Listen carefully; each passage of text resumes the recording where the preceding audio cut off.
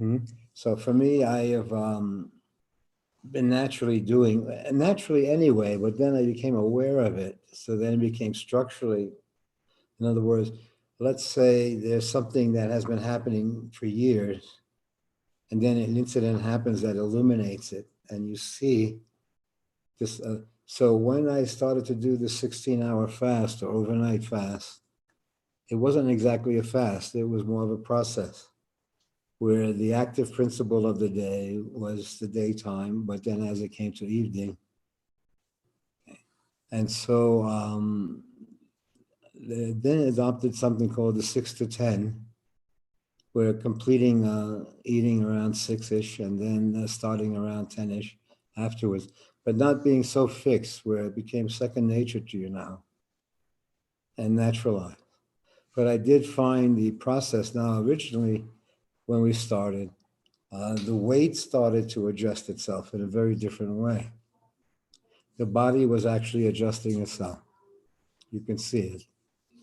And in adjusting itself, you became aware of processes that were happening all along, but you became aware of. And when you became aware of, they entered into your life expression naturally. So I'm feeling that I'm still with this, the premise of that when you perceive it, the how it integrates into your expression becomes second nature. So then how you'll eat and what you'll do is not such a challenging structure because you kind of have a conversation going. It speaks to you. And in that awakening, I think you're awakening a contact with your human. And so then you see why you've done vegetarian or why you've done this or why you react to that. There's a human eating now, no longer an addicted person eating, no longer this or needy. But what they need is that for their life to kind of, without being overlaying, they're leading a spiritual life. And it doesn't lay itself out what that means, but it's inherently in the person's existence or their makeup, that they're coming from that place in their life. Mm-hmm. And it's natural. It's not even that they're trying or figuring out. It's just second nature to them now. So then in the looking at the food or the processes that they normally would go through, it's no longer dominated by survival in the same way. It has that aspect in it, but health doesn't mean survival. Right. In the same way. Health means being able to be fully alive, fully experiencing the life. Hmm? And that and in that sort of relationship where you're experiencing deeply, there are certain situations that come out of that that are more theater, that are illuminated, where somehow um, in the participation, everyone knows each other as if you were in a play together. So it's not literally knowing everyone's history, but it is experiencing them from the creative place. And the shared creator's place means that forever, if you run into that person or see them, you see them from the movie you shared together or the experience that you had. And as you see, actually, what's happening for you? Like I'm kidding around Pennsylvania with the kids, and things are shifting, and yet they remain the same because you see fluxes happening in the world, in each person's body, and each person's life. That there is, in fact, flux taking place. At the same time, it seems like there's a day-to-day of normalcy. But each person's normalcy is their own theater. So when you say, they say, how's Kai? Someone says, I say, she's in Pennsylvania. She's got two sweetheart kids. I think her personal situation's in flux. And imagine you in the woods with trees around you and whatever. Okay. And I say, okay, is that a movie that you're in? Is that a reality? Is that, okay? And they say, it's all of it. Your life is now taking on the movie qualities. And so we kind of look at it from the movie's perspective when we look at the life. And you see that there is something in the movie's perspective that's not seen in the everyday life. But when it's seen years later, but if you're in it and seeing it while you're in it, but usually we see it in retrospect. And in retrospect, you see that you threw it away. It's not that it avoided you, or if you understand, you normalized it to such a degree that it became that you only recognize it in kind of losing it, or recognize the dimensions that exist in the loss that couldn't be experienced while you were having it. Okay, so then you start to see the dimensions in yourself of one of survival and the one that is in fact coming from a different place, parallel to you. And you see that's why there will be many different ways of thinking at times, where logic may not prevail, even though you've been trained in logic or something like that. You see falling in love with how if you're making a decision that would not be logical if you didn't have that feeling. And I say, why? Because in falling in love, there's an invitation shared. Yeah. Or basically between our beings or whatever. It is not you that you impose a viewpoint on another or something like that. But that there's, so that's why I say between us, it was more accidental, meaning that the motive isn't a dominating, the motive of continuity isn't a dominating force. The closer it comes to accidental, what appears to be accidental, the closer it comes to a merger of feelings or creativity. Having that feeling shared creates a reality that is very hard to contest. You know what I mean? In other words, when you first meet people who fall in love, you see that they're sharing a feeling that will be very hard for you to say, hey, don't you see what's going to happen to you next year? And I mean, that somehow their feeling allows a naivete, what would normally be naive, that the feeling somehow changes the literal picture that you're in.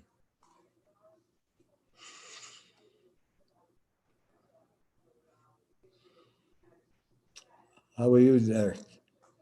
What's been happening for you? I'm doing okay. You know, um, what's been happening? Not a whole lot. Just living my days, working Yeah. on things creative, Huh? working on things creative, and Yeah. trying to get reading in. I've been reading The Morality of Machines more recently, so that's been fascinating.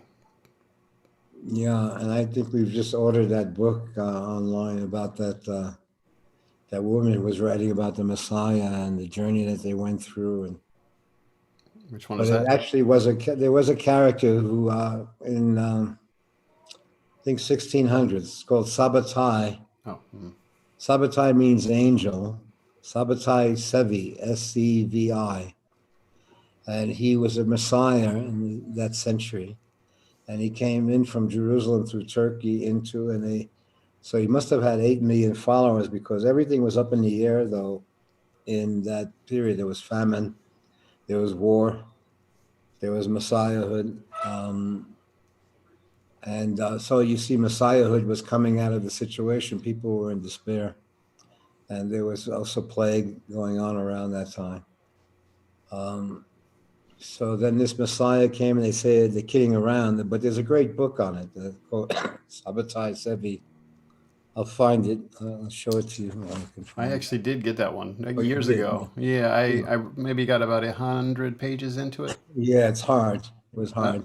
Well, there's just a lot of But books anyway, the to guy do. himself, the guy. Well, I mean that writer of his biography has written about lots of things that give you an insight. The Kabbalah. He's a pretty hip guy. That guy, the one who's written the Sabbatai Tzvi.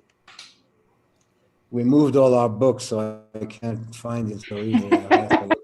They messed But up your anyway, I was system. reading a review, and reading the review, this woman, this Polish woman, wrote her version Hi, of a Dan. similar event of a Messiah coming out, and people. It's not coming out until February the 1st or so. But What we is it could discuss called? it. A Jacob's book, or I think something I like just that. heard the NPR mention it.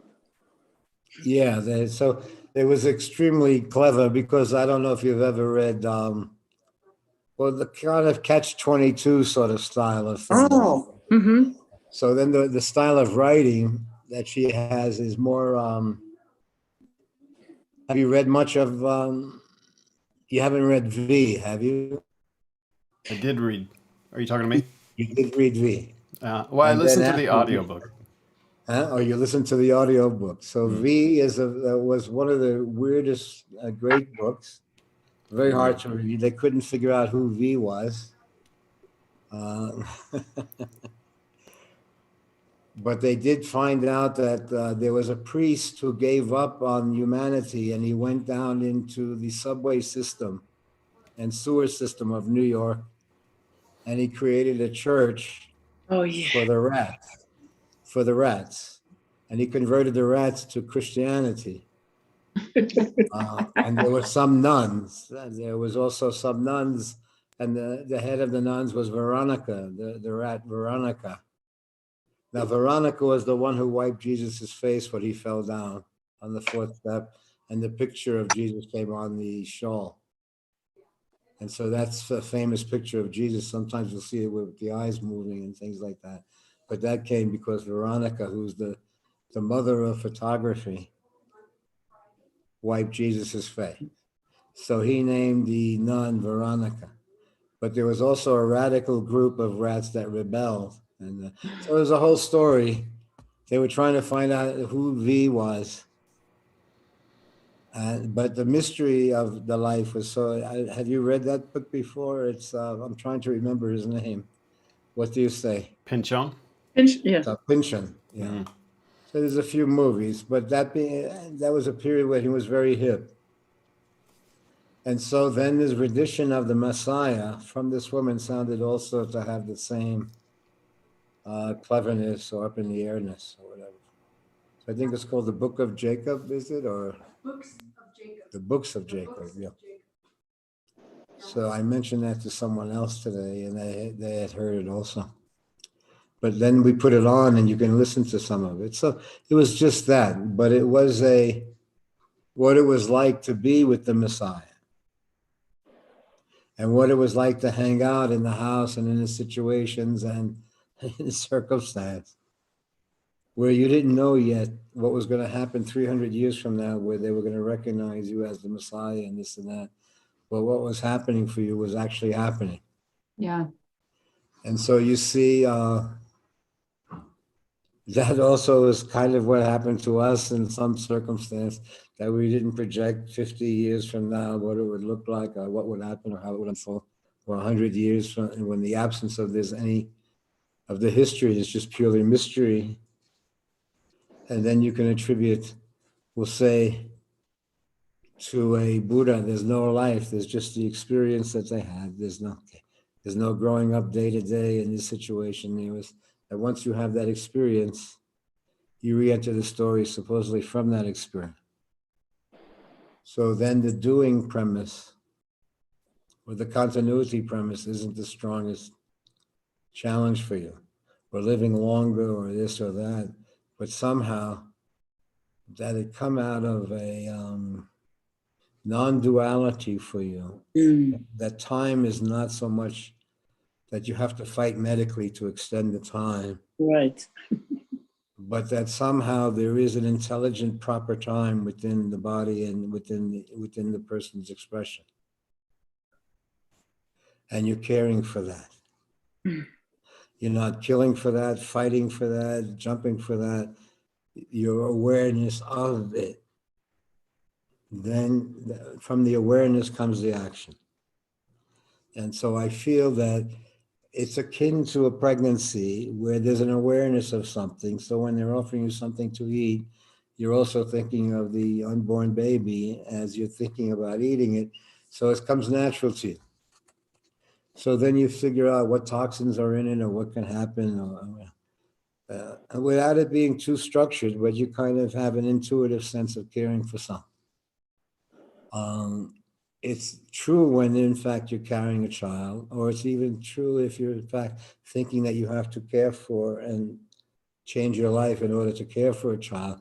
So there is somehow an awakening of sorts in terms of expression in the person when a child is coming into the story.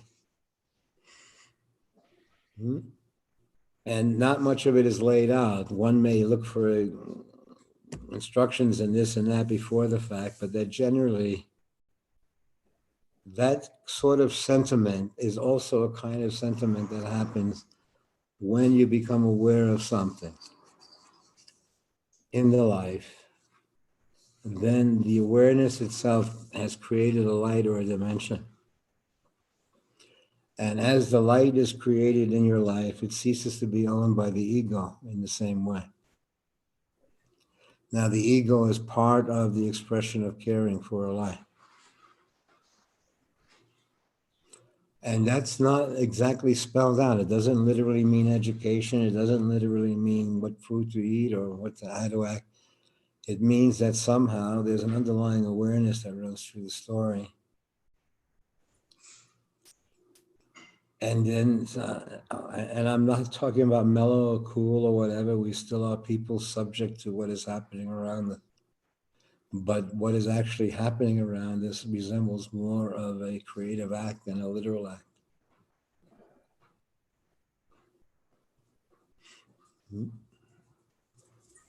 Now, of course, when we disappear from the body, it will be seen purely as a creative act because it'll be based more on memory or accidental pictures or things like that. So the absence of the literal person will show that it's almost purely a creative act.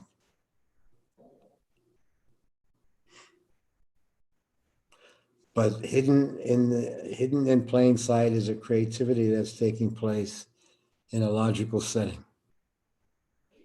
So then a Derek can say, well, I'll read today, I'll do, as if he's normalized it. And everyone here of us can say, well, I'll do this today or that, or as if their situation is normal, right? And so inside a normal situation, that's weird if you describe it that way, because it doesn't seem like it has it seems it has more of a movie set. Hmm? Yeah. Although an incident may take place, or a circumstance may take place, which forces a heartfelt conversation. And I say, why? I say, because the first movement will be generally to a reaction. The second movement in the situation will be towards reflection.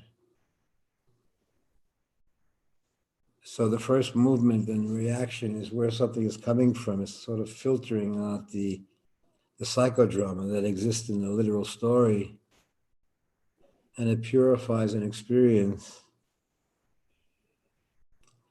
that may allow you then to say nothing, just to introduce into a circumstance from nowhere an honest conversation about where we are, who we are. That's inherently in a circumstance. I feel that with us,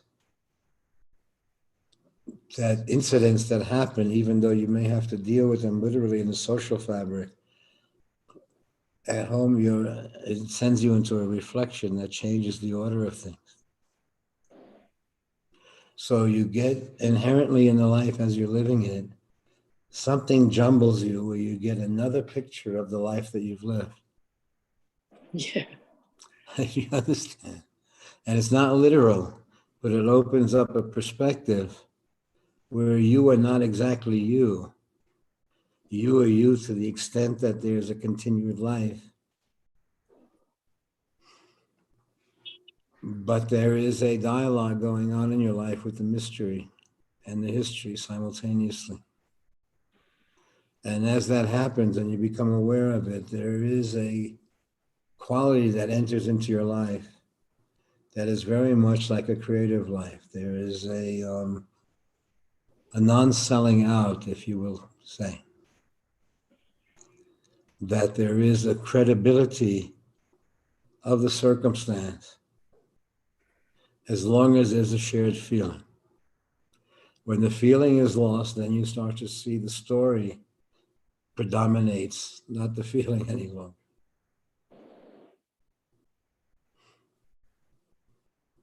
And when the story predominates, it's a competitive zone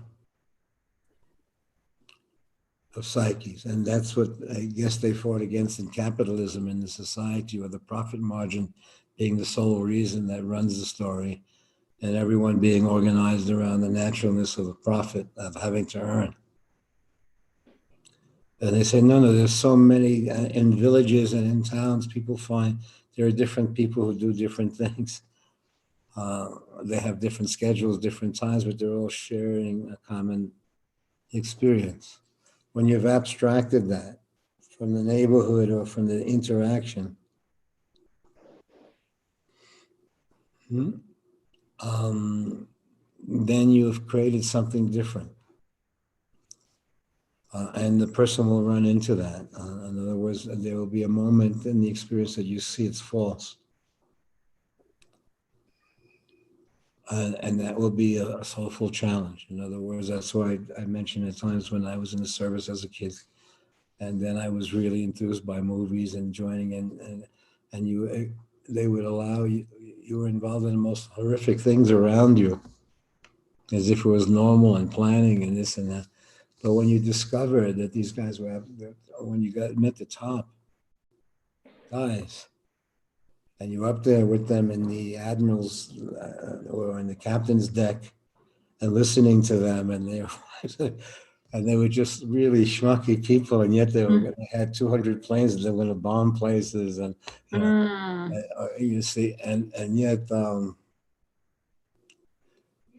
you came to a holy shit moment in yourself, that you knew somehow you were in the wrong place.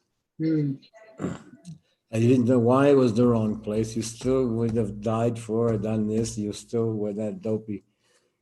But you also understood that when you saw it was full of shit in some way, you couldn't believe it any longer that way, you know.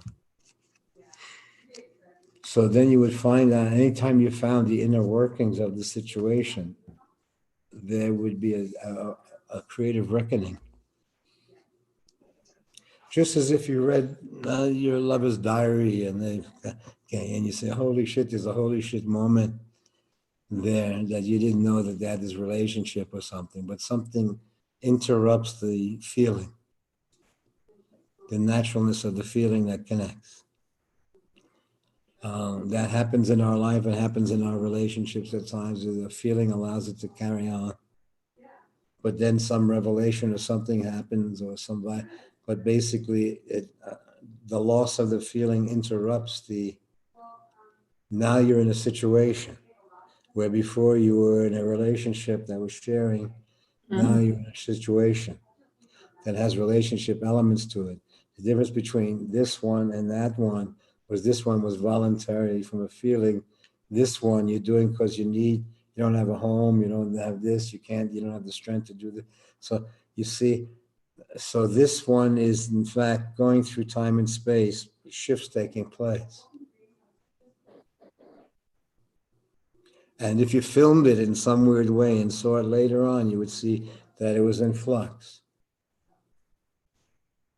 And when the feeling shifts, then the form starts to be, when the feeling creates the form, and then the form is given over to survival and continuity, and the feeling then is made dumb and repressed, then the life goes underground.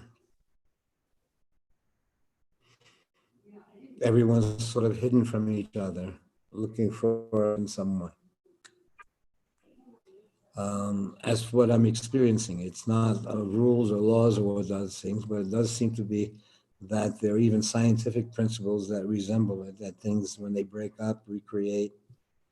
When they recreate, they seek to break up again. So it's a constant flow of freedom, and in families, the children then go on with their life, and then they create, and that's the premise of it, of the continuity. But as a matter of fact, when one steps into the circumstance and they see another dimension happening in life where continuity is not the dominating force in survival, but the ability to explore, to create, to share, has a whole other dimension to it that includes survival, but not as a dominant factor. And I reconcile it as having a play on Broadway or something where you have to come up with the rent, but you can't let the need for money interfere with the creative expression. Somehow, as second nature to you now, not as some study group or some push-ups that you do, but that basically you see that you're already doing this very thing. It's just that seeing it illuminates. And when it illuminates it, it's no longer pressured by a history of survival. It becomes part of your creative expression. So does that make sense to you, Derek? I mean, I'm seeing this with you as I'm sharing with you. Yeah. Yeah, it's interesting how when I get into the day to day, it's some of that is lost for in favor of whatever is happening in the moment, whether it's good or bad. And then when we sit on these conversations, it's like, oh yeah, that's right. You kind of remember, but Well, what do you think? We're in a comedy of sorts also. yeah, for sure. So let's say, remember in the Dr. Frankenstein movie? Have you watched, remember that Dr. Frankenstein when he's teaching a class and this rude kid says, "Aren't you Dr. Frankenstein, whose father was crazy?" And he says, and he stabs himself in the leg or something, and he said Frankenstein or something like that. So when they say, okay, so what did he say in the movie? He says, in your life you'll get people who are just ball busters. And they say, why? And he said, the guy wasn't even interested in the question he was asking. He was just showing off, and he was bugging, and he was doing this and he was doing that. Okay. Or he was coming from, but let's say that there will be ball busters, but ball busters will also create a condition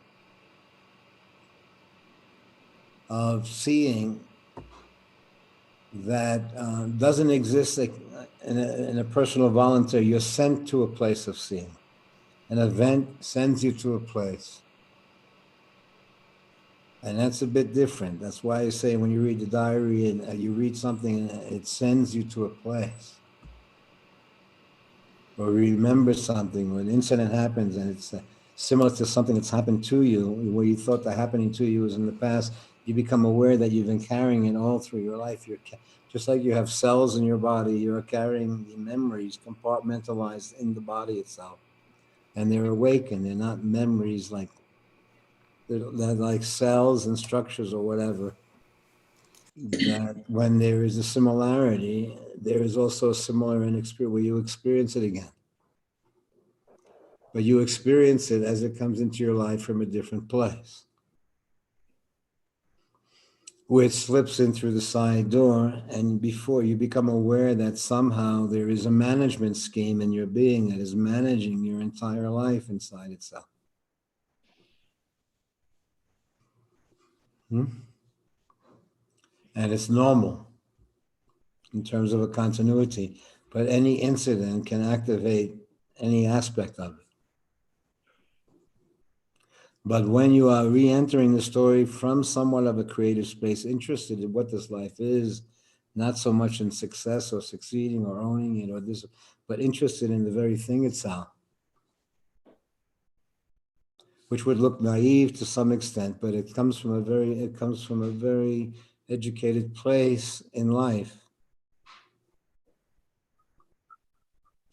where somehow the absence of it creates a presence. And you see, you're in that dialogue. Right now, we're in a suspended animation where we're creating our own interest. Normally, in a survival world, we wouldn't have been able to find this time to create our interest or something like that. We would have had to keep it together in some way, or literally. But now what you have is more vacation and then sometimes some work. You know, but the style is vacation. Vacation meaning taking away all the little strains that force the kind of survival sense to be dominant. And the day is just a day. And it goes by, it doesn't go by. You'll choose to do this, you may do that. It has mañana in it. Tomorrow, you can put it off. You don't have to put it. But somehow, you're working. It's almost a creative clay that you're working with. About nothing, just living. And in the just living, you are kind of deciding what experiences to have in the day. I'm seeing it that they're at the same time, of course, we're living. At the same time, it's I see the normalcy of our life to be remarkably, there's a beauty in it, in its agreement. Hey, But Danny, yeah. Mhm. that, I'm realizing that it's taken a long time and I don't even know if I'm comfortable with it yet, that idea of just hanging out. And I actually worked with somebody this morning and we were talking about that subject of, so having guilt around not working or just hanging out, just being in that, just living like that. There's a lot of guilt in society around that. Okay, so then you see what the guilt is. There's a normalcy in the society. So then you are having some sense of how you are being seen. And how are you being seen in your neighborhood? Oh, I have no idea. Well, you have some idea when you may bump into someone or you go out shopping or you see there someone. Well, yeah, I know I'm this kind of out there person, but I don't know I know that I'm rejected a lot because of who I am and what I do. And So now let's say when you run into that, you could see a glance here or this look or that, you see how remarkable it is. It's a really complex thing. Go out there, people may see you, they think they know who you are, or what you are, or where you are, they literalize you, this and that. And you're just you going through your thing, but okay. You're right. not you in terms of their view and this and that, unless there's a meeting or an exchange. But you see the depth of the situation that you're in, the story that you're in, and yet it's normal. Okay. Now, let's say that what you do experience is in your literal situation a level of creative aloneness. So that generally it's style. If I go out and I'm meeting people out there, how you doing this and that, it's not so much around the exploration, although it may turn out to that. It's around Right. I'm acting like a citizen and I'm acting like regular people. Yes. and, and in fact, not only you can't hide the essence, and they must intuit that somehow you could you see or you shed light on something. So let's say you are seen as someone who's different. And it's different because you think about different things or you reflect on different things than the normal characters out there. And they know it, So that basically they say, okay, in your simple living, it's not so simple as far as they're concerned. An interaction you will raise a question. And the kind of questions that are being raised in your own life Is there love in your life? Is it happening? What's that? You'll see in a minute that you'll have a conversation sitting on the bench with someone that may be scary for the rest of the community or something like that. They may call them away from talking to you or something. And I say, why? Because in talking to you, they'll think they're free people. They're free to come and go. They're free to be if they wish to, but if they wish to.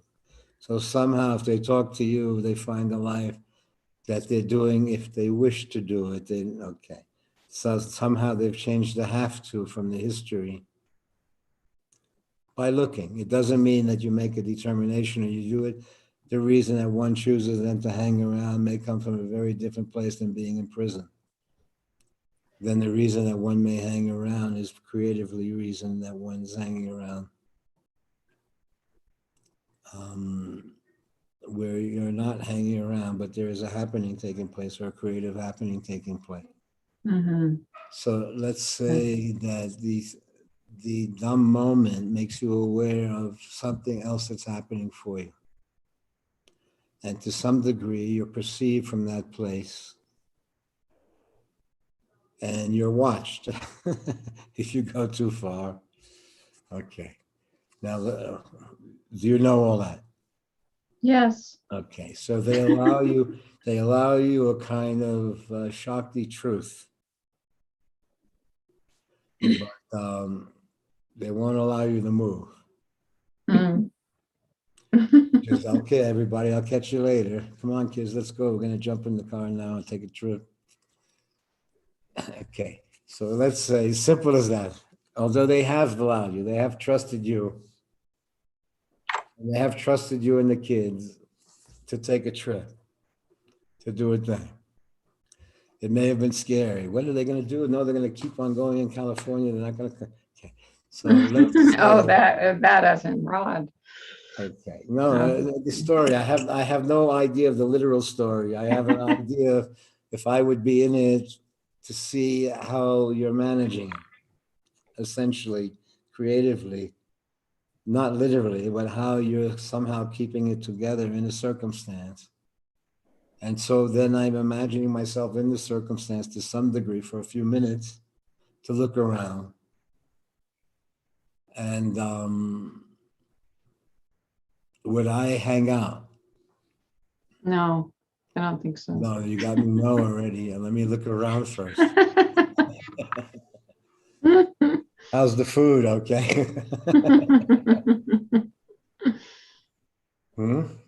So let me look around. I know, I understand that everything is missing a heartfelt conversation. Where it's not only, and it's not an idea of separation, it's an idea of still looking out for each other, even though the structure is shifted. So that's what happens. That Krishnamurti said, if the people don't perceive it, the law usually tells you what to do. Because the people can't perceive it, the absence of, when they split up a form, sometimes there's an absence of the feeling. In fact, an anger, okay, in some way. But they say the angers are protective because I say, why? Because then without the bullshit anger, the person would have to be generous. Yeah, that is definitely healing. So the with anger that. comes when they're when they're split from having to care for the whole any longer. Then there's a self-survival sense that comes over, and so then what would have been a shared experience becomes a pain in the ass to have to support it. But a moment before, when there was a feeling, it was more of a creative shared. So let's say you then you experience the psychological, the physical, the structural, the creative aspects of a feeling and the shifting of the feeling. And you have had the old experience. And but it's also being forced to be true to something, to a grace or to a generosity or to a niceness of some sort, or there's an agreement not to make you look like this and not to make him look like that, that somehow whatever their shtick is out there. Mm-hmm. Would I take the job? I would give it a shot for a weekend or two. You know, and I say, why? Because I really, I don't want to give a psychological construct of doing, but I admire to some degree looking at it, how it would be challenging to me to be in a place where, and that may happen to all of us, that may be happening now more, where the invitation, even in the social invitation, is becoming increasingly removed. You know, so we are in flux as a society, as a circumstance around us. I don't see the news as literal. I see that they're literally happening, just like the weather, but they're more of an expression of the seasons that are happening and a larger picture. So I also see that many of the events are like the weather. They're reflective of a changing circumstance that is really up in the air, and that is again and again trying to literalize itself. But somehow we've been privileged in that state.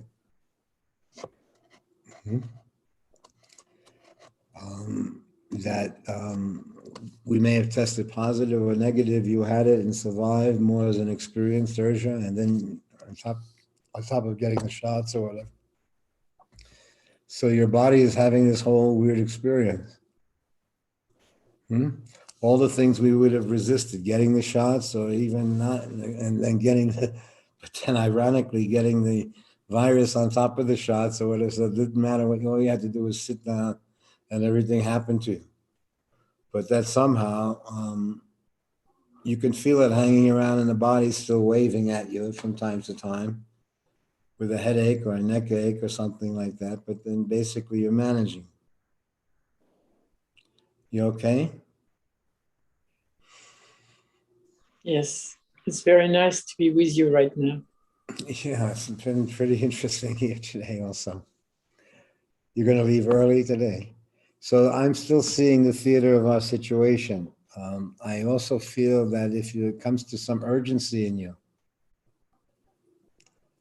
in other words, some immediacy, if some event, actually, if there is some need for immediacy, I think that waits in the wing for you also. What do you feel? Me or Urja? Yeah, Oh, no, yeah, Kai. oh. Things are getting nicer with Rod, and it's interesting. I had an almost love affair. Mhm. An almost love affair. But that didn't happen. Well, let's But it seems that my situation is challenging for anyone to enter into. Is what I took out of it. it probably should be. Don't try to make it easier.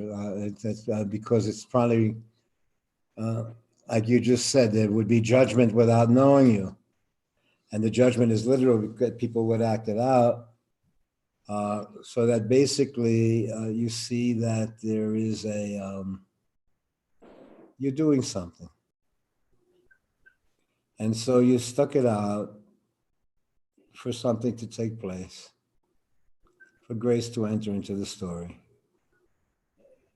And so I feel that you're engaged in something, and it is, in fact, almost as if you're the director creating a happening or an experience for the children, for everyone involved with you. That you're creating a theater, you're not telling them what to see or forcing them into, but that there is there will be seeing a kind of mutual respect. Even if the story doesn't carry on in that way any longer, even if the relationship may or may not mean literally carrying on or a reawakening of another dimension of it, that one had to lose it to find it in some way. So, but I do feel that there is a personal journey, there is a dialogue happening through the mystery. Now, the mystery may be hiding in your old history. Then an event happens that releases the energy. That's what I'm saying basically to most of the folks that are coming that were historically tough ball busters in the past. Ball busters meaning that you had to go through a lot before they, but then you feel that the next phase, since dying is in the picture for me, then dying's in the picture in some way, then I'm also feeling no trip. For the next phase. And I say, not because I'm only settling that, but I can't reach or I can't access that space artificially. Yes. So I feel that almost every occasion that may be tough has a hey baby hidden in it. And the hey baby, as we were saying over the weeks and months, allows you access to the human. You see. But depending on attitude in our relationship, when attitude enters into the story, then it would be as if someone brings home something that's happening to them into the movie we're making, that we're sharing. And they bring an attitude into it. And you see, they brought a history into a creative expression. There's something in the creative expression that is voluntarily human, that everyone who's in it is sharing. And there's an inherent creative agreement in that experience. And that, in that agreement, that's what a friendship is. That you see the other. The other is no longer the other in the same way. It's I and thou. Even if you walk past them accidentally, immediately you'll share what you experience. So I'm talking second nature to you now. I feel what's happening in relationship to you in that place is that second nature to your very presence is creating a reflective situation, a challenge, a pissed off situation, all out of the same energy over nothing. But to know you is to know that whole stream of experience. To be involved in sharing a life with you would be to have the experiences of life.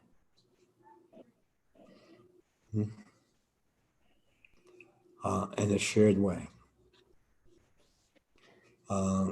Just as if one perceived the existence almost entirely creatively.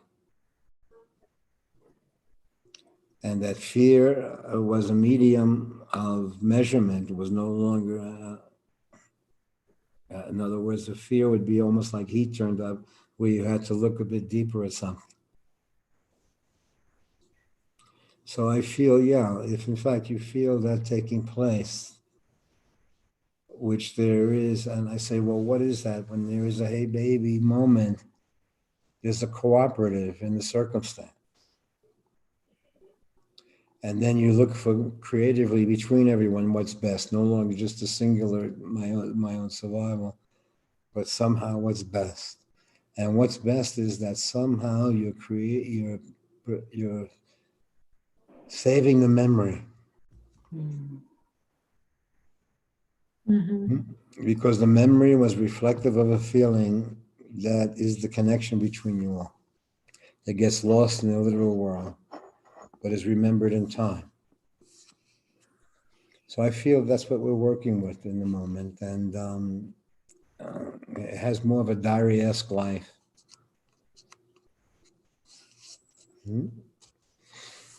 Okay, has anyone else been on today? Michael Bravo has made all kinds of comments here. What, can I hear them or should I hear them? Do you want to read them there, Derek? Have you been Oh, I thought you were watching them. I thought you were reading. Oh, no. Not on there. Okay, I can do it. Let's see. Well, John Kowalski is on Jimmy and Carrie. And let's see. I have of late, but wherefore I know not, lost all my mirth. It goes so heavily with my disposition that the earth seems to me a sterile promontory, a foul and pestilent congregation of vapors. Nathan of Gaza was Sevi's publicity agent.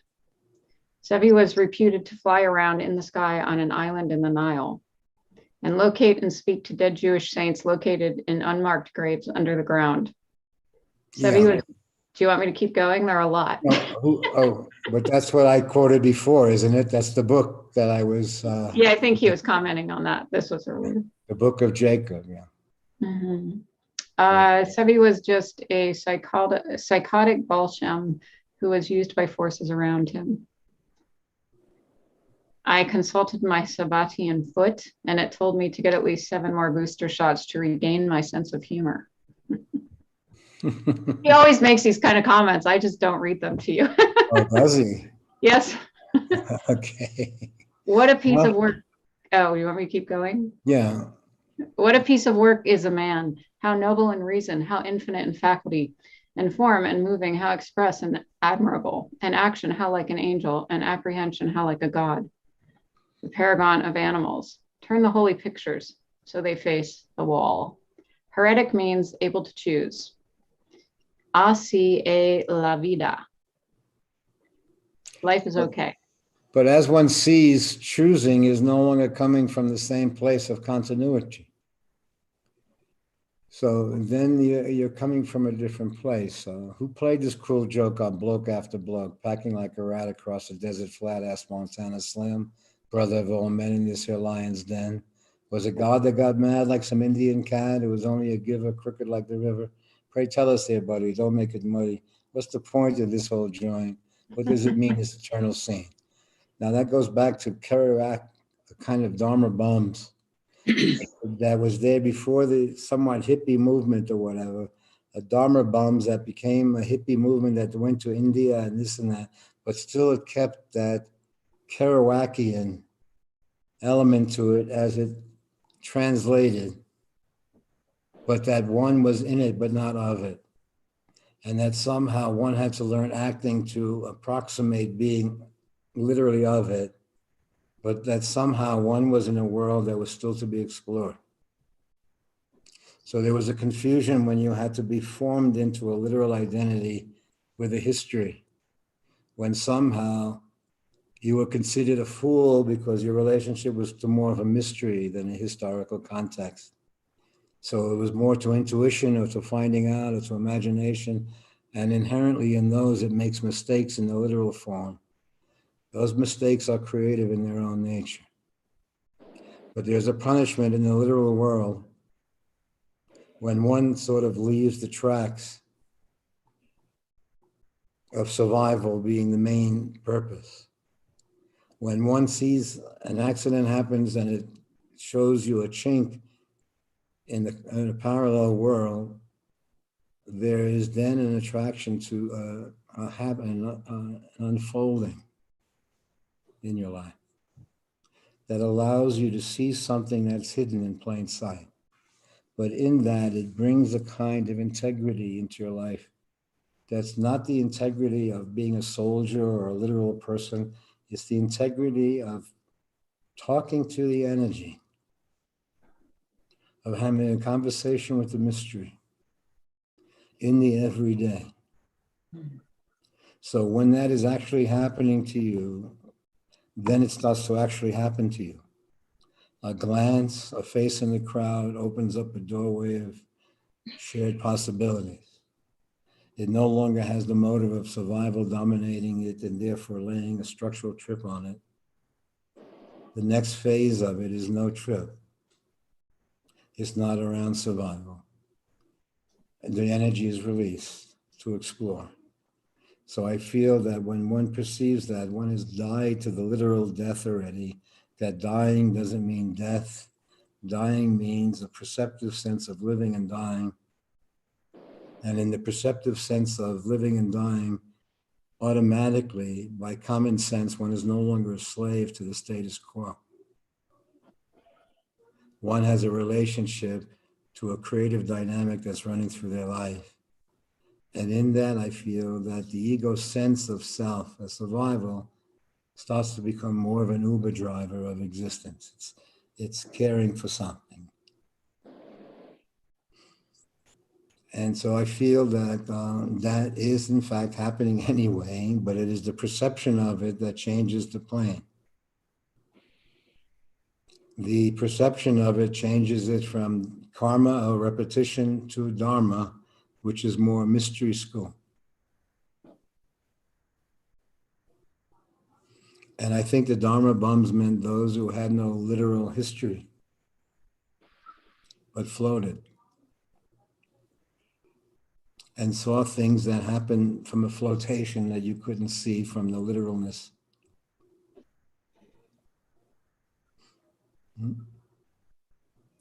So I did Michael Bravo hear that at all? Do we know? Oh, see. Mhm.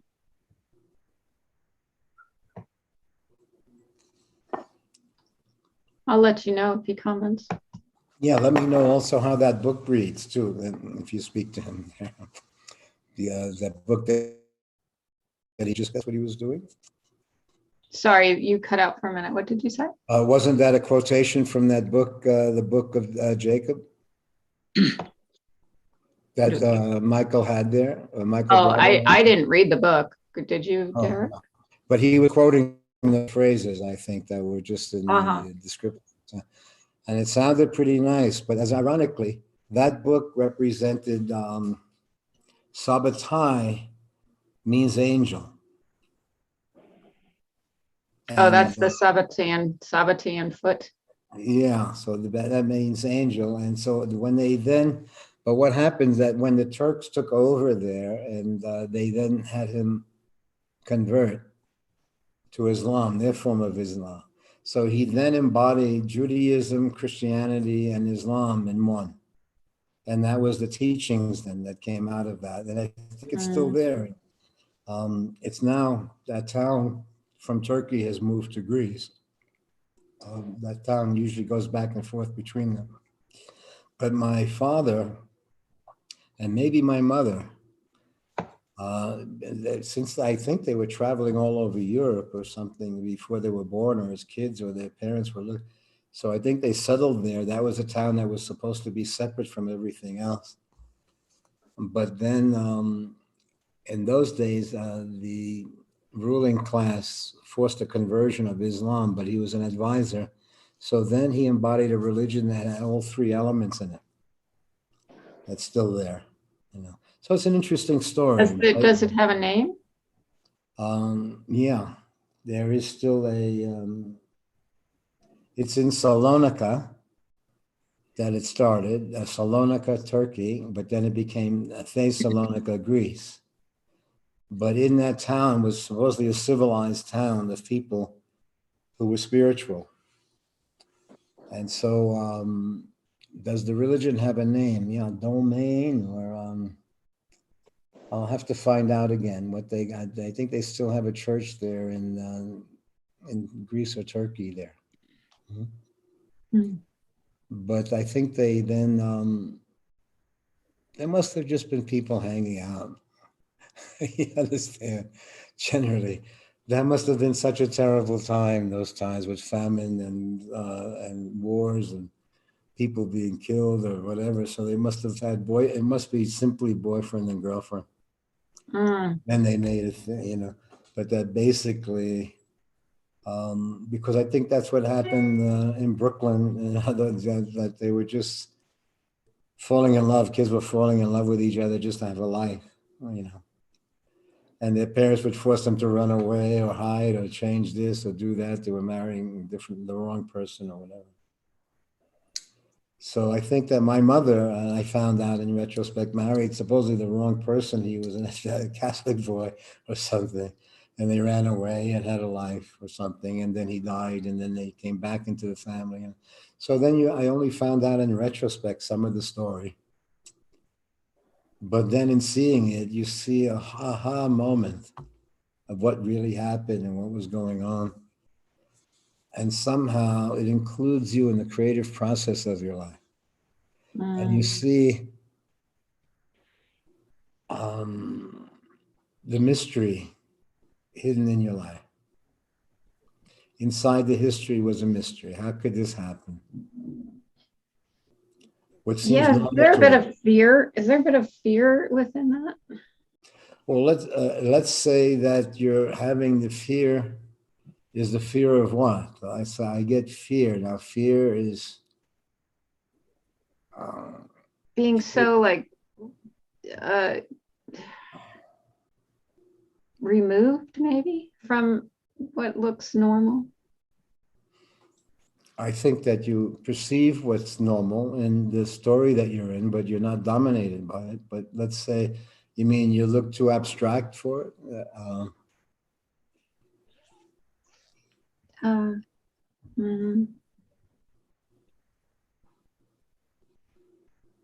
No, go ahead, put the. I know, I'm thinking, I'm No, not. there's one see it so deeply that they leave the human race, so to speak, that they leave the normalcy of everyday life and they're coming from a Psychically, I different place. seem to be doing that.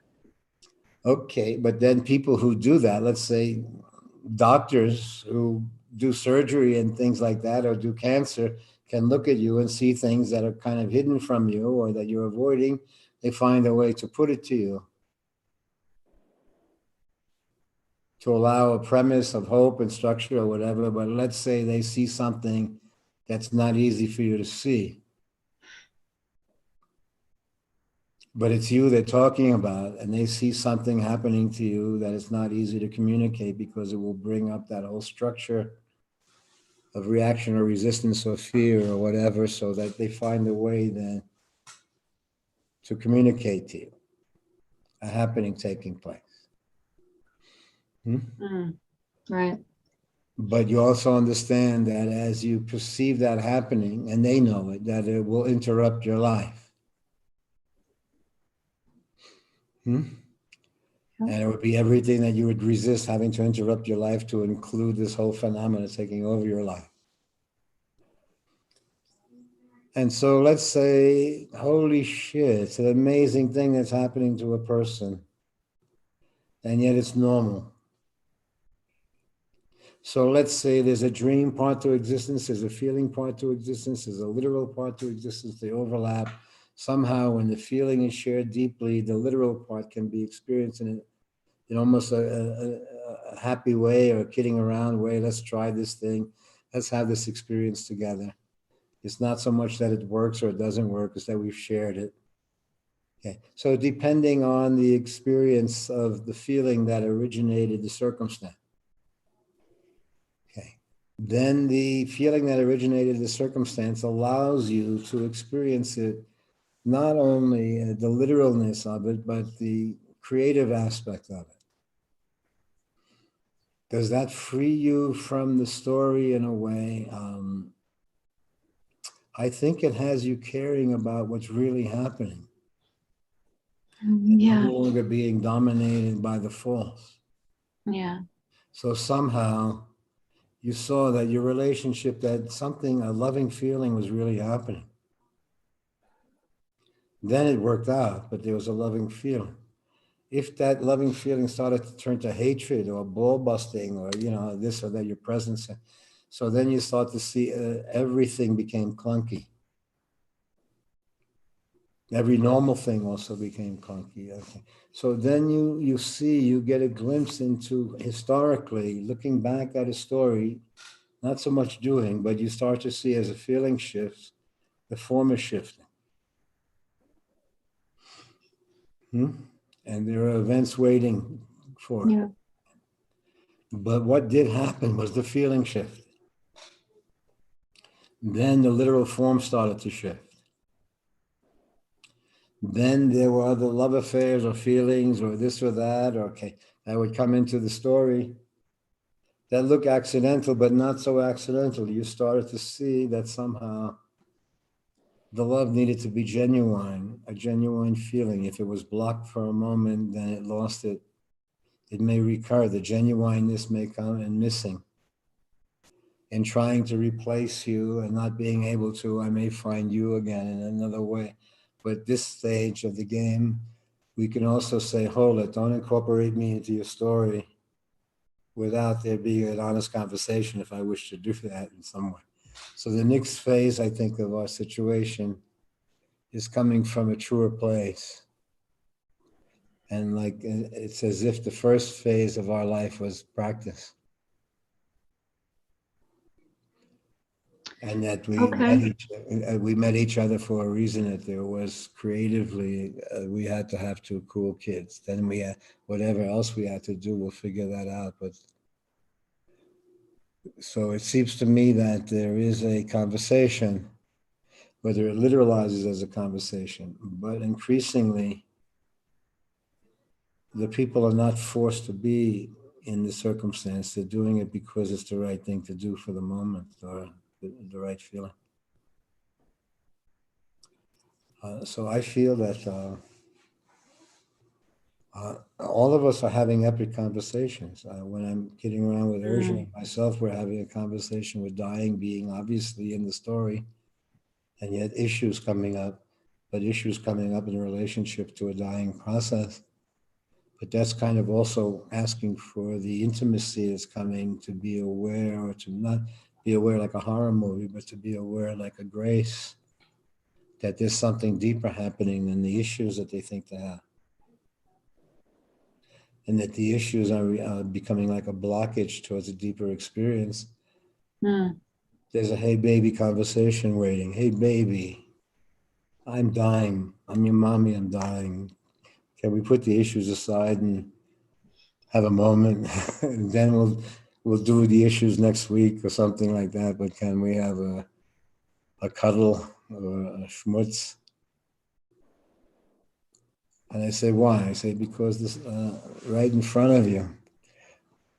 Person's dying in front of me, and I'm saying, hey, I only have $20. You think I can? And the person's dying and needs some breath or something like that.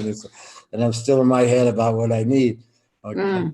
And so I say, do you know, in retrospect, how I remember that I missed something profound with the urgency of my own trip? Yeah. And so what would have been a shared experience is a missed experience that carries on. So let's say the life is not only related to the form of it, the form of the life is one aspect of the situation. In fact, there's much more happening in loss and in absence than there is in presence. Presence becomes normal. Absence doesn't become normal when it becomes presence again. Something happens, or you see a face, or you have a memory, or the literalization of the reincarnation of the person. Without it having to be woo, woo, woo. You just see in a shared experience, you see those elements there. And you see those elements didn't belong literally to the person. They were part of a creative process that was taking place for you. Yeah. That there is a combination of expression that can instantly get to you without having to go through a whole cycle. But at a moment, it can be a shared experience. And that's also what happens to you with some of the friends that you have, where it's instantly, deeply shared. Yes.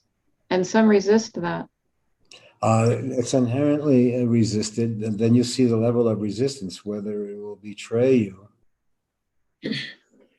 whether it will kill you, whether it will take some time or create a different metaphor or whatever, but it is you seeing you then as a kind of light. So how much of a revelation, because the revelation changes the story. So let's say that you see, when you see the story coming at you, you no longer see the literal story. You no longer see the girlfriend as a girlfriend, and you see a whole kind of construction coming your way, but that somehow it can't come at you with attitude. Attitude meaning what? Okay. So it has to come to you with exploratory sense, because basically it is it's a shared experience. That's it right there. Yeah. Yeah. And so the shared experience means, so you're creating a stage where there can be a shared moment. Then the decisions can come out of that. But if the decisions come out of attitude, then they have to kind of, I don't know that Rob, I like Rob, and I feel that we did share something. I understand why we don't meet and why I'm not connected or whatever, but I am saying, Rob, around the corner, Rob, I do kind of trust his judgment in some way, that he can't, even though the structure is changing and is shifting and all that, and I think that's relatively true. He's doing really well, Danny. He's released that anger thing, and well, we had to pray. We had to pray for you 2 weeks ago. Urja led the prayer, so that may have released. That may have released the story. That may have released the story from its literalness and said, "Come on," and it just said, "Come on, man, take care of your sweetheart and take care of the folks." if one strong is ending, that's cool. There's no harm. In fact, you may find another dimension in each other that Amazing. where the tie to the situation isn't why you're a good person with each other. So let's say it has transformed. It has transformed into being just sweethearts. I'd like Just them being to see good that. people. That Yeah. everyone seen from a sweetheart role in the situation is pretty nice situation to be in, actually. But I feel that that's what you're attempting to, you're shedding light on something by being there. And let's see, but I feel it is happening. It feels like it is slowly. It's been a long process, but it's So making. the feelings that will run through you will be like mediums, almost like radio stations that you could turn on for different songs or something like that. You have different frequencies running through you, but you're managing something. It seems that if you could, and you've done what you're doing what the kids wanted you to do. They didn't want to cut the guy loose that way. Yeah, that's true. So basically, the kids are watching in their own way, in one sense, with these maniacs. If they could just be cool some way. So I feel that let's knock on wood for the moment, okay? Mm-hmm. I'll let you go for the day. Maybe I'll see you Sunday or Did Thursday. you want to hear the rest of these comments or no? Oh, okay. Let's see what how do they sound to you? Well, he's saying, well, I'll just read them. No, I never read the book. I did my own research on Sabbatai Seve, and my opinion is quite different from Danny's. Thinks Sevi was a fake, a psychotic. No, yes, a psychotic. That he was a psychotic. Sabbatean is as bad a word to me as Zionist. Sabbatean in the modern lexicon is equated with crypto Jewery. Oh, crypto jewelry. And then, Rod actually made a comment. Rod must be listening. Spiro said, ooh, when the loving feeling disappears, then everything became clunky. He was quoting you. He liked that, I guess. Sabbateans are loosely connected with the Armenian genocide and more. And Rod said, I'm chipping away at the wall around my heart with Kai's help. Yeah. And so that conspiracy still exists. That the Sabbateans are connected with the Armenian genocide? Look, let's say I walk through these neighborhoods of belief systems with my hands in my pocket. And as you walk into the neighborhood of belief, you're in a weird scene. These guys have grown up with this, so it's literally who they are, but basically you see a prison, people captured within a prison of circumstance. So you understand what it means to be a stranger in a strange land. They're coming from a different place than you are.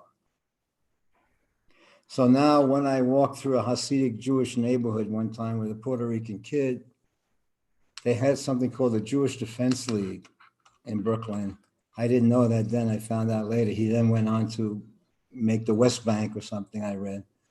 But this guy then had a team of people, and he saw me walking with a Puerto Rican kid. We must have been 9 or 10 or 12. Who knows. And he took us in the hallway because we were walking through their neighborhood and we weren't Jews or something like that. And he took my pants down. He saw maybe I was circumcised. I didn't even know. But he smacked me. Does anybody have the right to do that? He was a Jewish Defense League, and I wasn't really a Jew. I don't know what I was, Spanish, Jewish, kind of like this, a mixed bag. In retrospect, I must have had a hot mama who didn't give a shit about what the conspiracy theories, falling in love and falling in love, I guess. But let's say there was a world around me that you were being challenged and kicked for and punished for and smacked for and bitten for and kissed for, that you didn't even know what the hell they were talking about. But somehow God wanted me to be smacked by this guy because I was with a Puerto Rican kid. And I didn't even know that I had Jewish in me or something like that. Okay. And that I really wasn't that. I was one of the outsiders who was that. Yeah. So let's say you step into the conspiracy as a schmuck, but as a human being. And you see that if you enter into the story from the human, the conspiracies become really fucking lame. You may be able to put on a face like, yeah, I'm conspiring with you if you have to get out of the situation, but you'll have to pee. A human being is a stranger in a strange land. Because no matter how much they can, the larger population can identify with the subject matter, somehow the person who's coming from the human happens to be Catholic, happens to be white, happens to be this, but there's a space between the literalness of their existence. Somehow they've entered in the story from a different place. A human being who happens to have these influences, but they come from the human. And they may express themselves through Jew, they may express themselves through black, white, whatever the construct is there. But in our friendships with each other, we transcend those structures. We share a friendship. Then we can goof or kid around or take seriously the elements of self. But when you meet in friendship, the self is not the dominant force. The history and the mystery. So hidden in friendship is the mystery. When beings meet in the mystery, they share time and space in a different way. And their memories of the event will be different. Right. Not as a possessive. So you see the possessive element in self lives in a constant fear. And so in that constant fear, it's attempting to constantly empower itself because it lacks power. So it assumes a false power as if power is the ego sense of power. But when you look at the systems, the solar systems, the life around you, you see power is much different than what literal human beings presume to be power. And then when you perceive power running through the story, you see a kind of sacredness of it that you don't then stick to it. There's grace. When you perceive grace, grace enters into your life as part of the expression. So let me imagine 2,000 years ago, there was a bunch of little mother jumpers, Algiers, and they were doing this and they were plotting and planning and, okay, I'll catch you later. It's all plots and plans and schemes and scams, and it's probably right. Who the hell knows? But schmuck number 8 was never able to carry forth those kind of plans that you're talking about, that there's a belief guy. It was always like a joke that I would have in a conversation when I talk to God, cross the finger and say, oh, what's happening? Oh. And then it manifests when there's a authentic love affair, you start to see that manifestation in the conversation. So then if you bring up the question about, well, was this guy in the 16th century, what did he do? Salvatore Svevi. They say he was a fat little crazy fucking guy who came in on a donkey with two women, and who the hell, what a weird scene they must have had. Now that guy could have created a whole secret society. If you walk around these countries, they're pretty weird. If you walk around in India, man, I see them hitting a horse with a bat. And when I go over there and they say, oh, don't you understand, sir? The horse needs to be beaten in order to, they give you this bullshit story. Yeah. That the horse needs to be beaten. And I told you when you see that they also cripple their kids so they'll be better beggars or something like that. I was reading today about lepers and how they won't let them in the house and so on. But they cripple the kids. It's almost like a college graduate they're talking about. And you see, holy shit, man. I'll catch you later. But you also see that somehow your presence, just your presence, if in fact vulgarity, violence is happening, or capo style, where people are being sacrificed towards a shtick in your presence. Your presence means something. They somehow know, Michael, that you won't budge when faced with bullshit, even if it's violent. And so somehow in my own experience, I then had to, in the sadhana, in the journey part, when I told you of time that they were knocking the door down, about 8 guys with picks and shovels in the night with Jenny and myself in this little cottage that we had there. And then we sang some bhajan songs. We sang some, I did say when the guy said to me, he actually said to me when there was a hole in the door, "We don't want to fuck your darling. We don't." I said, "You certainly do want to fuck my darling." But I said to him, my last tough guy act was, "But you're going to lose your eye tonight," I told him. "No matter what happens to us, you're going to lose your eye," I told him. And I looked at him, and I think it affected him to some degree.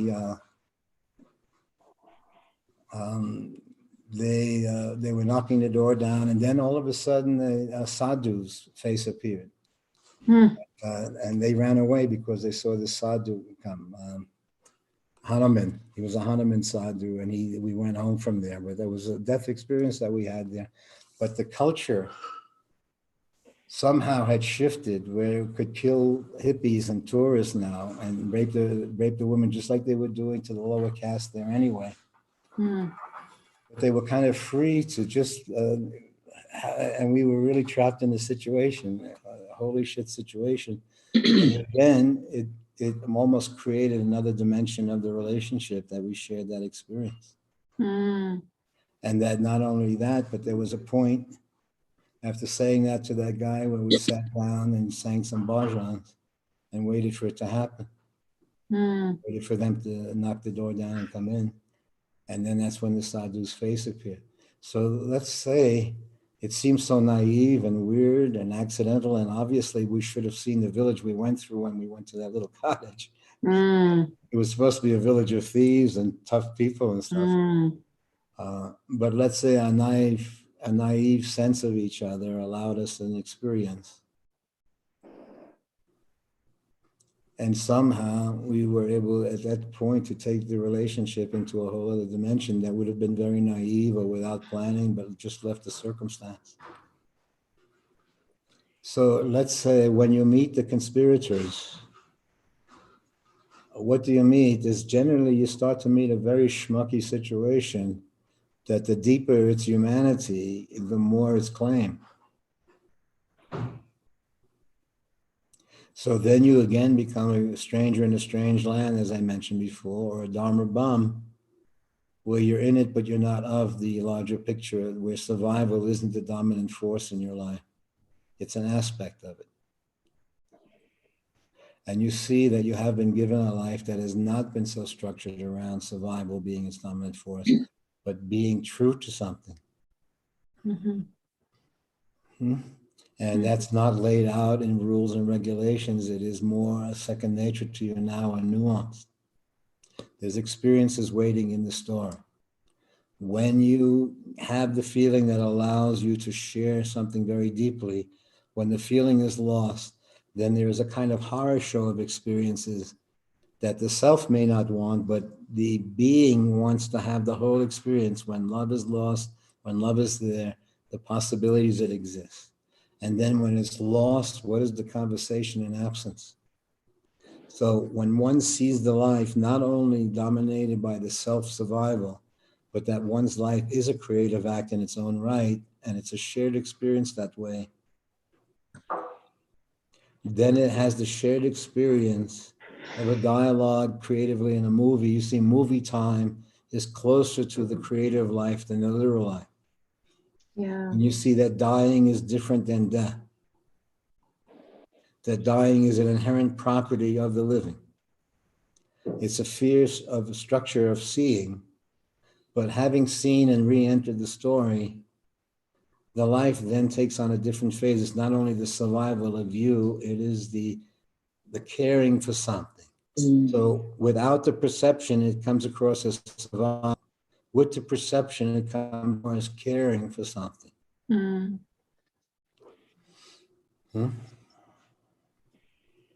When it is around survival strictly, the person's brain has not expanded to have empathy. That makes sense. Okay. When it in fact it is seen as a creative act, other dimensions that are dormant in the brain awaken, then one is not so sure about the conspiratorial sense of self and life. Then you see, look, holy shit. Then if I would say, okay, holy shit, how many did they kill during that period of bullshit belief, as you say? I think maybe around 6 million they needed to get rid of. Holy shit. Let us not be so sure, as if a literal thing has happened.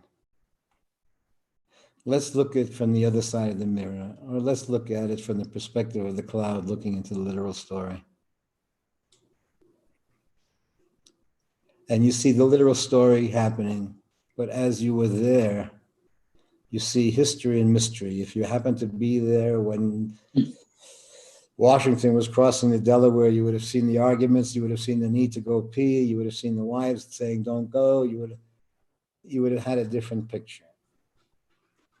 And then you would have seen how it unfolded. And so let's say you would have seen accidents, mistakes, courage, fear, all of these elements happening in every circumstance that is literalized in time.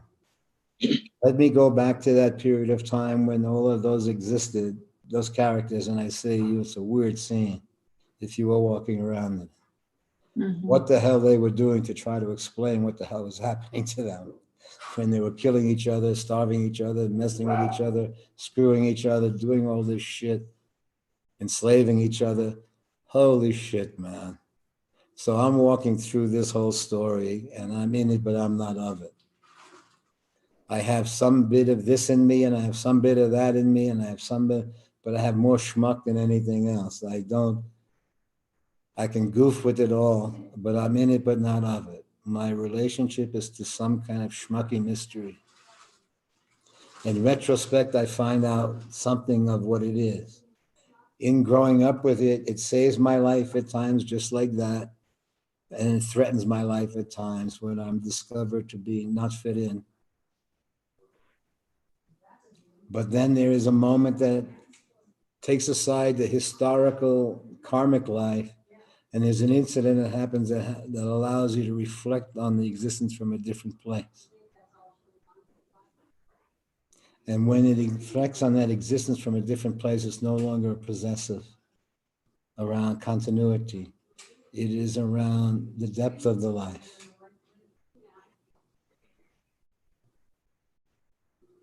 And the depth of the life assumes identity when needed, but is not defined by identity. You have to go? Okay. No, okay. So then in the perception, identity is an aspect of one's life, not the defining factor of continuity. So I'm saying from my perspective, since dying is not only literally in the story, but evocatively in the story, the next phase of relationship would be that it comes from there's a hey baby conversation. Hey baby, do you want to do this? Not because you need to, not to be, but because you feel to. So the next phase of people, just as if we were making a movie together, being in the same page creatively, not because they're forced to, not because they're threatened to, but in the creative act, when you do have that feeling shared, there is a creative moment. That was thought in the movies where somehow everyone, even the handyman and the queen or whatever, that somehow they fell in love. And in retrospect, they all saw that experience as profound, whatever they did. They had access to it in time. I feel that our relationships, as we share them with each other, we see these dimensions. And in that, there's no joining in us. You see what was happening. You see the forces at play. And you see momentarily where something speaks to you, where something then spoke to a population or whatever. But you're navigating through the story. Your relationship is now with the energy pure. So then you also understand that when the disciple, so-called disciple means one who comes to an energy to see. The disciple with an energy to see creates a response in a teacher where it's a creative act between them. As long as they share that dynamic, there's a doorway open.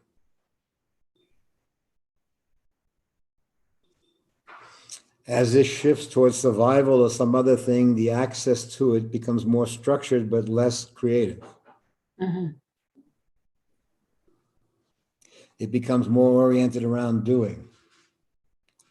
The structure that comes from perception is more what you would call accident, where the doer is not the predominant force, but sets the stage for an experience. It's the creative experience or the integrity of the act that becomes important to that character. And I say why? I say because in one sense they have a sense, without going overboard with it, that they're having a conversation with the mystery or what you would call God or the energy, but it doesn't have to have the hype feel any more than a relationship that you've had with that was dear, that someone who's passed away. It doesn't need any hype around it. The fact of it brings it up at times. The affection of it may bring up at times in its absence. I feel that there is a conversation with the mystery that way. And when there is a conversation with the mystery, you do get a glimpse of how it sees the story that you're in.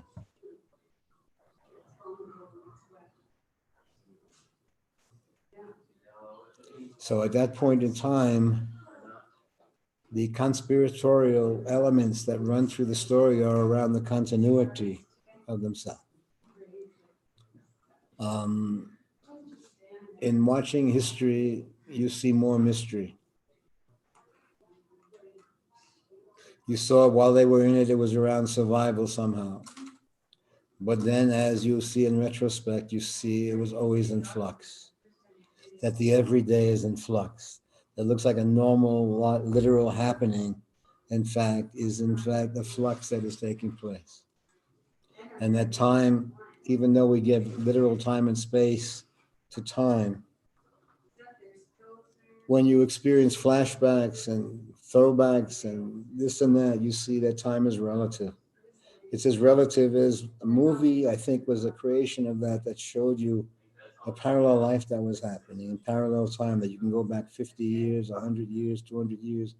You can go forward 100 years. You can create your own conceptual view of time. But when you have a memory of an incident that sends you deeply into a tough time, then you see time not as a past, but as parallel moment. That somehow the brain and the body are juggling many lives. And there's a moment when you start to experience them. And you experience more life as I and thou. So when one is talking to the energy that way, there's a difference between the religious being and the religion. The religion tends to own the story and instruct you towards an end, which usually makes a sneak out of those those who are religious. They have to hide their feelings, and then they get caught having sex and this and that. But what they have been caught was expression that may have forced honest lovemaking into a sneakiness, and anytime it becomes sneaky, then it becomes this and that. So the continuity, the religious being is in the flux. They have a conversation and they see the world unfolding, not literalized. They see aspects when they need it to be literalized, but it's not dominated. One has a full palette. And there's a literal you, there's an evocative you, there's histories and mysteries that resemble each other. But to be able to explore them means that something sacred has happened to you, because it's seeing something that is not given over to the logic. It's a kind of second nature to you now experience. Okay. Was there any further things from? We should all question what we believe and keep an open mind. Just look at our history. If you need to borrow $100, I will loan you $100. When I get a magic Zoom device, maybe I will join you. I'm not sure what that means, but we are all undergoing and overthrowing the effects of planetary, historical, and generational trauma. Turn the holy pictures so they face the wall. Okay. Is that contradictory?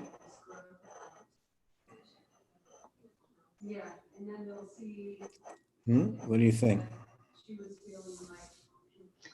Let's say It reminds me of Naropa. Excuse me? No offense, Michael Bravo, but Naropa used to just try to argue with me just because he liked to argue. Yeah. It's just that kind of back and forth. I think so, but I think that for a period of time, Michael Bravo has been pretty cool with us and hasn't been so messianic. In other words, I understand that point of views, but that when we're talking about something, we're now talking about being there while something was happening, because something similar has happened to you in your own life. You were also in a messianic place. You were also acting as if you're a guy who knows universals. You are also acting like these guys that we're talking about from the 16th century were saying, God wants you to do this, and this is what's happening, and you better, okay, and kill that one and do this one. So all these dudes who had conversations and asked us, and they knew what the hell was going on, became very rough dudes around their survival. But the thread that runs through it is that you discover, possibly in the lost love, that you don't know shit about anything.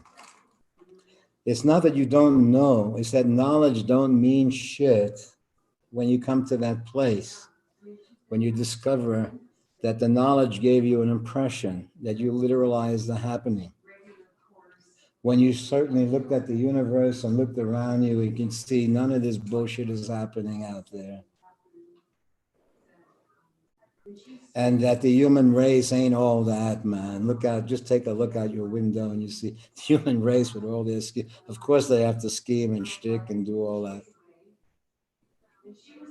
So our relationship is to the thread of it, the unfoldment of it, the itness of it. But as you perceive that you're in it, but no longer of it. Now, that's not laid out. But when you start to have a creative life, where your life is coming through a creative sense rather than a literal survival, the creative life shows you, it takes away the normalcy of slavery. That you have to do this and you have to do that and you have to do this.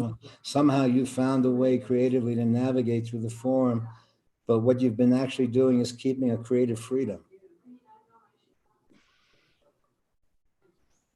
So when one is keeping a creative freedom, they can smell at times or hear at times or sense at times when they're entering into a trip.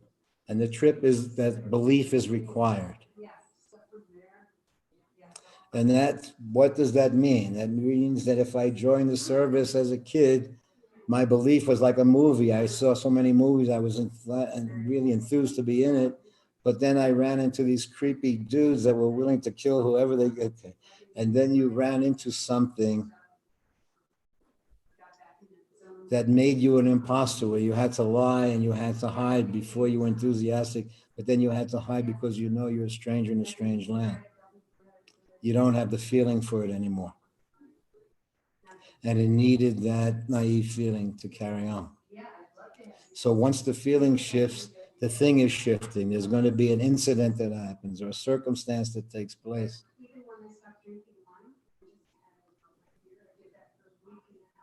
So the knowing is not the literalization of the event.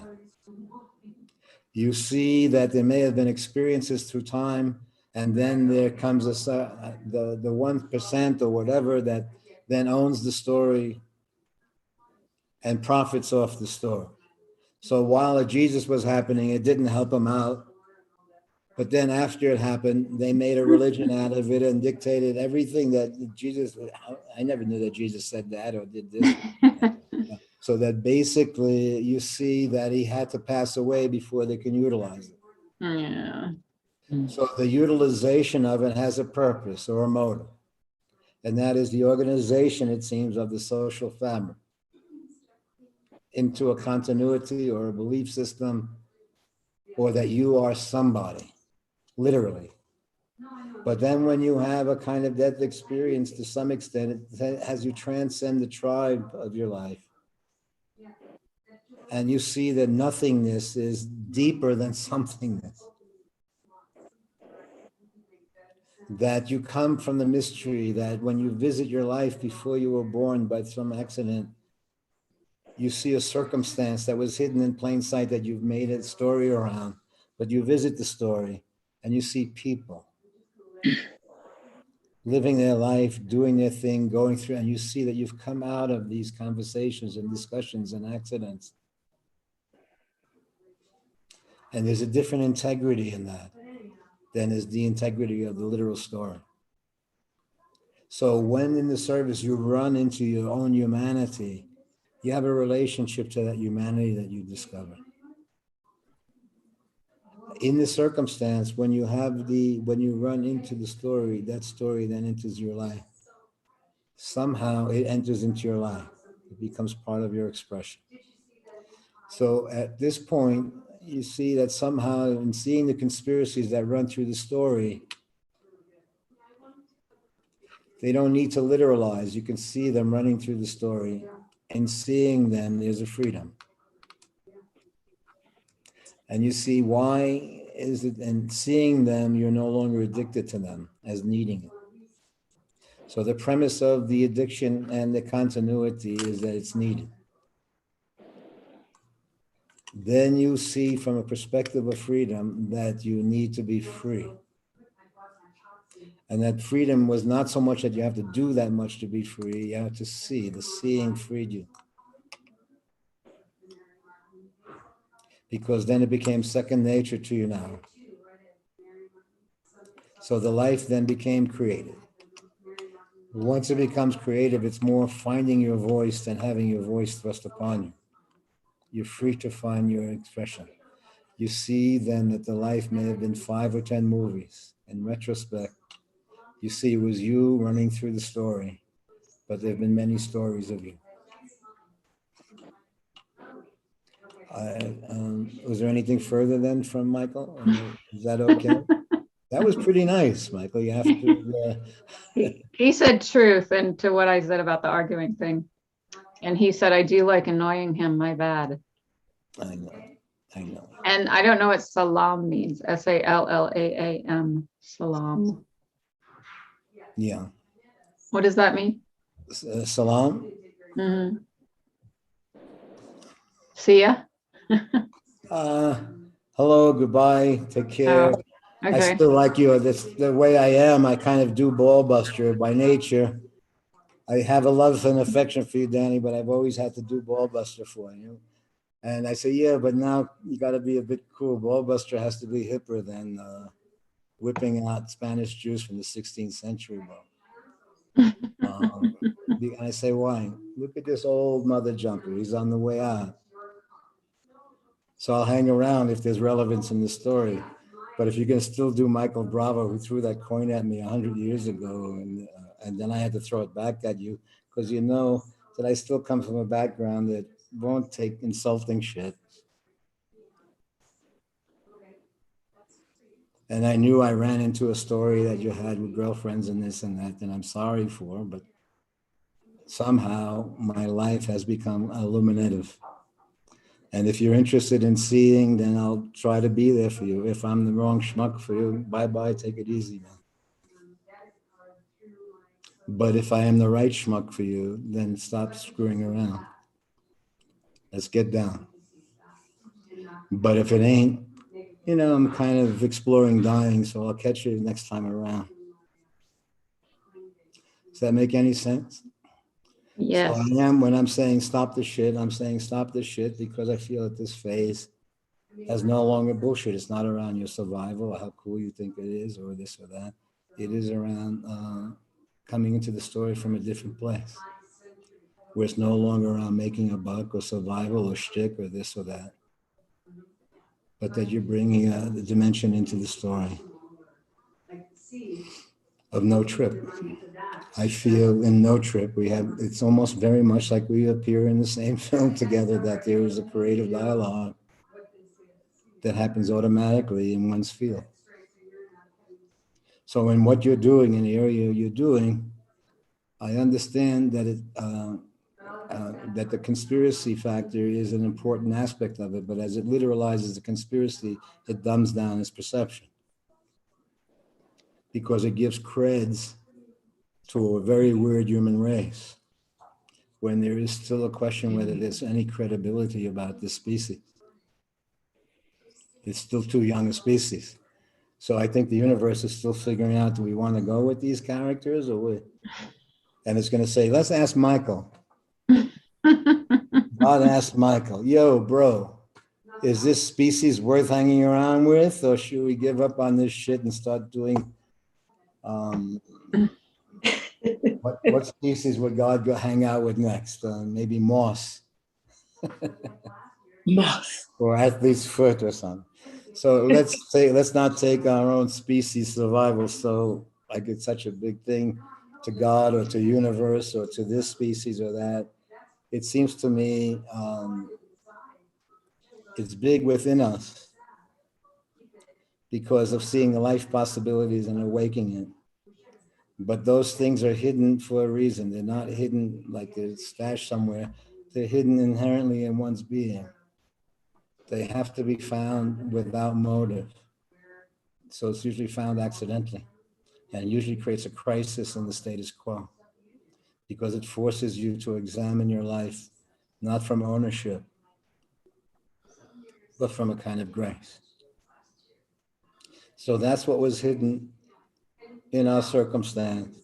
And that's what I attempted to trick you into having an experience while I was being shown by all the heavy hitters how cool they were. But as a matter of fact, what was missing in the heavy hitter circumstance was one little schmucky perception. So then I had to create a circumstance with some where they would tell me how talented they were and how deep they were and what they know. And at the same time, they were subject to the same sugar shit that everybody else was. Girlfriends and boyfriends. And so it seems that even a Jesus or a Moses or whatever stalker is coming down the road, however highfalutin it is, there's a moment waiting for it of a hey baby. And I've met you in the hey baby, bro. Now I could meet you in the Jesus scenario, but I'm also, as I met Jesus, I would be a friend also. And you would see also that there was another happening than is in the books about Jesus. As a friend, as a brother, as a circumstance, of being in the circumstance, you wouldn't need the shtick. And you would see pretty purely. So we then see that we resisted the very thing that we've been seeking. And so you see that we throw knowing at it. But let me I'll yell at God. You know what really happened in the 12th century? And you know what was really going on? So I'm explaining to God what really happened. And God says, oh, that's news to me. I didn't know all this shit. How the hell did you know that? And I said, were you there? And they say, no, I didn't do that. Okay. So let's say you experience you. You experience you as a Jesus that's about to be fucking knocked onto with the hands and the face for doing this and for doing that, for being you. You're about to have the shit kicked out of you and killed and made into. And they say, you know, maybe I'll catch you later. It seems to me that he was driven enough to have the experience, to go through with it, Could he have just said, hey, you know, this ain't me, I'm sorry, I made a wrong decision? So let's say we are visiting stories that are trying to reflect the experience of what it means to be a human in this place. And the more one looks at it, the more it is revealed. The more one experiences it deeply, where the experience hasn't become opinion. And I say, why? Because opinion then becomes self-serving. The self then captures the story and makes it around themselves, and they know it. But then they lose contact with something in literalizing the story when it's in flux. So then I see it unfolding. And then I see in the Jesus story a journey of a human being. And a journey of a human being that sees something that's not accepted in the logical status quo because it interrupts it. And the inherent punishment that comes down on you. And then in retrospect, I see that journey as a kid growing up into an adult of the punishment cycles and the structures and how it was normalized. And it was because you were you.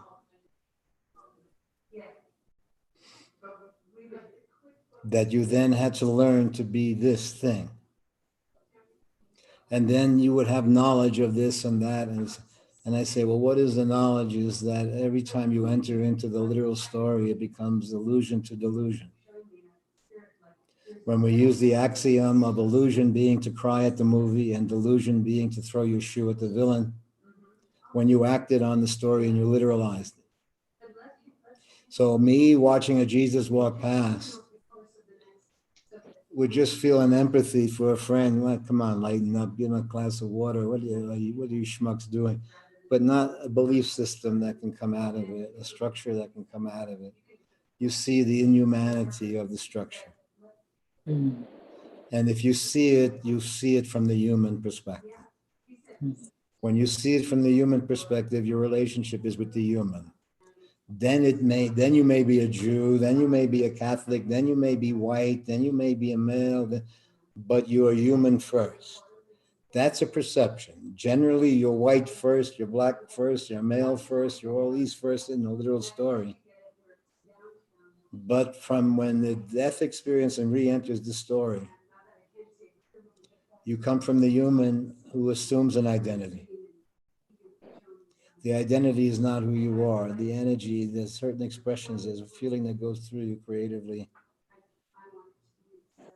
When you have that experience, you become a stranger in a strange land, because then you understand the conspiracy of continuity and survival, because you are no longer dominated by that survival instrument that is there in you, but it is no longer a dominant force. To be becomes the force. In that sense, the life is creative in flux. You find your voice. Not that it's laid out beforehand. You're not born with a job. Because job is only an aspect of your life, it's not the dominant condition. So when in fact there is a perception that comes and you re-enter the story where survival is not the dominant force, but an aspect of it, then you can see when someone reads you their belief system, how it becomes a dominant force, but it becomes their possessive, that they own it. Like they and God are like this, and God said, you should do this, go get them. Who were you after the last time? Crypto Jews. Crypto. Well, I think all those forces truly exist, but as I say, I get a smack in the face. I say one time, as a kid, I was in I was in trouble as an adolescent, and we were all in the yard there, and it was Black Muslim time. That was the chief force of people who were there in the yard. And so everyone had to act like they were tough. And they yelled out, Castro, Hebrew lessons. And I said, I'm not Jewish, man. To be exposed as like a Jew in this tough scene like that when I was acting like a tough guy. Do you understand? So let's say the element of Jewishness in my life always came as a weird time. I would find out that this was there in the scene. But that I was nothing. There was Catholic in the story, there was Jewish in the story, there was all these influences that were there in the life growing up. I found out only later what I was here or there or whatever. And so then I did, since I was not completely anything, then I would run into those who were supposedly completely something. So as I said, I remember as a kid making the sign of the cross in front of my friend's father who passed away, Mr. Lombardi. We were little kids and I made the sign of the cross, and then they took me and smacked me, some of his sons or whatever, that I didn't know I wasn't allowed to do that. I just thought I liked Jesus a lot as a kid, and I was, okay. So that's how stupid and naive we were, that you had a naive relationship to it. You didn't know all these conspiracies. But when you ran into the conspiracies, they were not such special people. They were real schmucks. They punished you. You see that being a screw up saved your life. That somehow you would screw up when you were going to be involved in something that was really challenging to your humanity. That you would screw up or fail. And so somehow that failure in their emotion meant somehow you retained a sense of something. In retrospect, you then you visit the failures of your prior experience, and you see that somehow the failure was that you kept the human going. When that was a schmuck, when one should have chosen survival stronger. So generally, when survival isn't the strong mandate, then the conspiracy theories don't have their clout. When you have the schmuck sense of navigating through the life, then the conspiracy theories are there, all right, but not dominant force. They don't have power. Because you don't want what they give. You're not interested in the riches, in the wealth, in the this and the that comes the way through being a human. So let's say somehow relationship, the this, the money, somehow it has to come your way. Where there's a hey baby, where it doesn't have the motive of ownership or the possessor. Okay, have you seen more messages there? Is that enough then? Or I think I had to go do dinner for Tico. okay, and are there any more messages there? Let me see if I can look.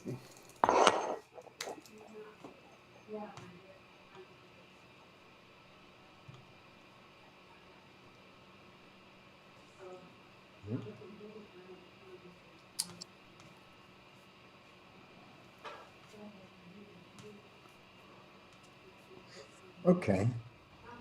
Nothing showing up? It looks like salam was the last thing she said. Is that right? Yeah, it looks like that's it. That was Yeah. the last thing said. Okay. Salam.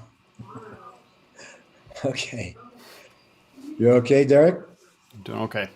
Thanks, Dan. Okay. I'll say goodbye to everyone. Hope to see you maybe tomorrow night or Sunday. Take care. Good to see you, Danny. Thanks. Bye-bye, Ursula. Take care. You too. Oh, are you watching anything? Oh, I watch As We See It, and it's three young adults who has to live in a normal world with their Asperger, Oh, I see. Yeah. and it's funny, it's tender, it's really good. Yeah, there's quite a few out there, isn't there? They can't stand lying. They can't stand. Yet that's the normal, isn't it? Okay, I'll see you then, Derek. Take care. Thank Thanks, you, Dan. Dan. Thank you, Derek. Bye. See you, Arja. Bye-bye.